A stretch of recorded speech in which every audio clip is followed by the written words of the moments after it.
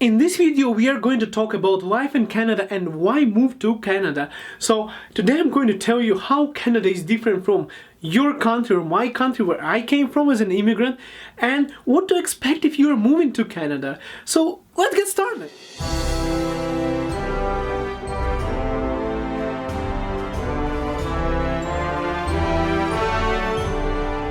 What's up everyone, welcome back to this YouTube channel. It's your guy Igor here. Hit that like button, subscribe and comment. So in Canada, it is, as you may see on the map, it's a huge country. Now you just have to realize how huge it is. To give you an example, for example from Calgary, it's not even Vancouver, Calgary, for example, it's where is the map here on your side? So for example, Calgary here, Toronto here, let's say, it's taken 3 days to drive from Calgary to Toronto if you would drive your car there. So it is huge country. The population is really small, but the cities are also big. So you'll be surprised how big the cities are because they are spread. Now, if you, for example, live in Europe somewhere or any other country for that matter that has higher population, the houses grow up like in your country. The houses grow up in Canada, small houses, all over the place, stretched all over the place, all over the city, small houses. So the cities are actually big because they are spread all over the place. In Europe and for example in Qatar when I stayed there, the houses they go up like that because there is no space for everyone to stretch like that, and they just build multi-story buildings. Canada has those buildings in downtown. For example in Calgary, in Toronto, you'll see them, but it's really stretched country. Canada is also a really peaceful country, extremely nice people, very diverse. By diverse I mean many different cultures, nationalities, religions, color of skin and gender, everything so diverse, beautiful and really peaceful country. I also have noticed that as much as Canadians love the nightlife, as much as they like the nightlife, they like to stay at home a lot. So if it's a really home-staying country, people love to go to work, relax at home with their family. It's a really peaceful and family-oriented country. It's interesting. You'll be surprised, for example, in Canada, there are of course there are negative things, like I don't know if they are negative, but it's just for you the information. I know that once the kids are 18 years old, parents are kicking those kids out of their houses sometimes. It's for my culture, more traditional culture, it's a little bit shocking to hear that some parents are charging their kids rent for them living in their house after they are 18. This is something that might surprise you in Canada. Also, people are really nice, but they are really closed. So they do not like to express their personal things. There is a huge boundary between what is personal and what is for outside. So just keep in mind, don't be like me, Ukrainian person, who is going to come and just, ask them really personal question that is really might be really inappropriate for those people who are here, but it's just a difference in cultures and they are okay with that. But I'm just saying, they like family, house, personal space. But other than that, once you start building relationships with people who were born and raised in Canada, they're awesome. So keep that in mind too. The biggest thing in Canada is grocery shopping. You will be surprised. You buy in Canada everything in bulk.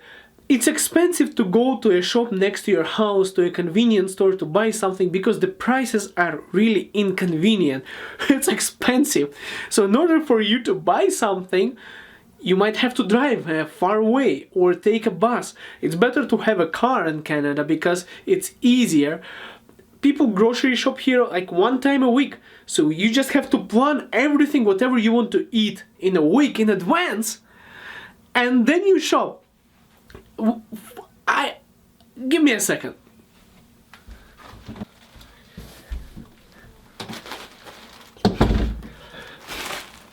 I cannot show you what I wanted to show you because it just surprised me. When you're buying toilet paper in Canada, like they sell like 5 rolls of this, like 20 rolls of toilet paper attached like that. So literally when you're buying toilet paper, you'd have to carry it like this. If I were to go with 20 or 30 rolls of toilet paper on the street in Ukraine, people would start commenting saying that, are you having some extreme form of diarrhea or something, having this much of toilet paper with you? So it's just huge. Let me show you the laundry detergent. Grocery shopping is huge in Canada, but also the items that you're buying are gigantic. Look at this laundry detergent. This is to wash your clothes. It is 9.24 liters of washing liquid for your washing machine. It's heavy and trying to travel around without a car. It's from Costco, so if you don't know what it is, it's a shop where you get huge stuff in bulk. But literally everything in Canada is in bulk. It's really difficult to get something small. So when you're grocery shopping, you have to have bags. You're full of bags going home, and you have to plan everything in a week. Or if you don't plan right, you would have to take an hour of your day to go again to the shopping place, buy what you need and get back home, because it's just inconvenient to go there all the time. So you'll be surprised when you have to buy like $200 of worth of food for your entire family and then bring it home, store it in your gigantic fridge, and don't do any grocery shopping in the next few days. That's how it is here. In Ukraine, I buy few bags of stuff that I'm going to eat for a few days, then I go buy another thing next day, and then I can go again and buy something the next day, fresh and nice. Here, it's different. That's another thing that might surprise you in Canada.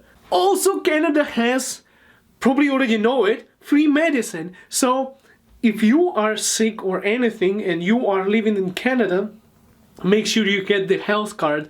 So in order for that, to get your health card, you would have to stay in one of the provinces and you would have to submit your documents to the local government. For example, in Canada, in Alberta, it's registry. You just go to a registry and provide them proof of your address that you're living in this province, because medicine is regulated from province to province.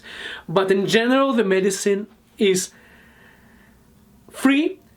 Only the prescriptions you have to pay for. For example, if you're buying some pills. But other than that, if you have to go to, I don't know, to a hospital or something, you need treatment, you need a surgery, it's free and it's awesome. This country has a free medicine. I have friends from United States who are just jealous. If you come to Canada as a visitor and you don't have a health card, to visit a doctor it's going to cost you $100. But once you get the health card, it's free. I don't know how it is in your country. In Ukraine, it's almost free.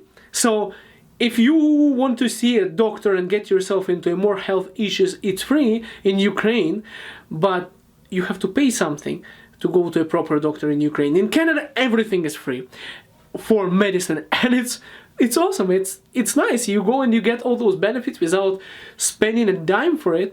Perfect. Also, there is one important thing for immigrants. There is an immigrant help.